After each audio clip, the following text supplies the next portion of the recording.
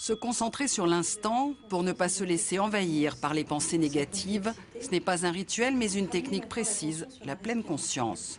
En 8 séances avec leur médecin, ces patients en dépression vont apprivoiser leurs angoisses.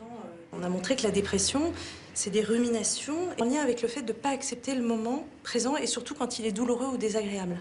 Donc c'est pour ça que la méditation, c'est logique que ce soit efficace puisque la pleine conscience, c'est apprendre à tolérer le moment, quel qu'il soit.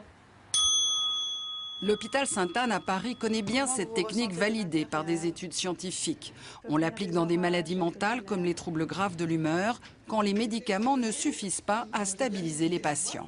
Il y a quand même des moments où j'ai beaucoup de pensées et donc, si vous voulez, ça se bouscule un petit peu beaucoup dans la tête.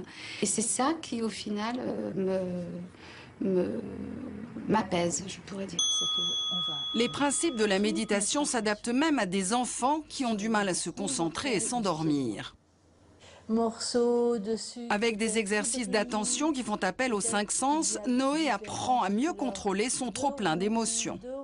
Ça calme et ça te permet d'être bien concentré et bien centré sur ce que tu es en train de faire.